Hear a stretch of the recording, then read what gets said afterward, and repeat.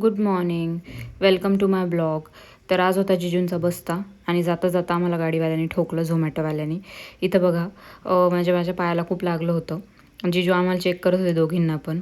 नंतर आम्ही दमलो होतो म्हणून पहिले जेवण केलं आणि जेवण केल्यानंतर आम्ही शॉपिंग स्टार्ट केली जिजूंची.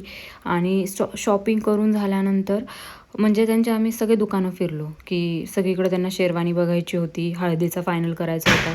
तर सोहळेमध्ये त्यांचे आम्ही सगळे 2-3 आउटफिट फायनल केले, पण त्यांची शेरवानी काही म्हणजे त्यांना आवडतच नव्हती. मग आम्ही मान्यवर मोहे सगळीकडे बघितली. मग त्यांनी फायनली ते मान्यवर मोहेमध्ये एक शेरवानी ट्राय केली.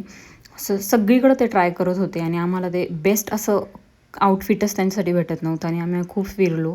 त्यांना येलोइशमध्ये नको होता, व्हाईटच पाहिजे होती शेरवानी. त्यामुळे आम्ही खूप फिरलो त्यासाठी आज. आणि आजचा दिवस खूपच हेक्टिक होता, कारण की आज दिवसाची सुरुवातच आमच्या ॲक्सिडेंटने झाली होती.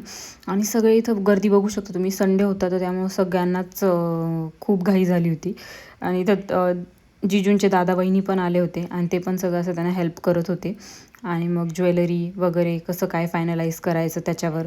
आणि मग हा त्यांचा ही शेरवानी त्यांना खूप जास्त आवडली होती. वहिनी त्यांना तयार करत होती त्यांची. आणि मग दादा वेट करत होता की कसं दिसेल. मग जिजू बघा तुम्ही किती छान दिसताय. Oh my God. आता हे लग्न आहे तर मला इतकी एक्साइटमेंट होती माझ्या ताईची आणि कुठेतरी वाईट पण वाटतं की ती जाणार आहे. That's for the day. Thank you.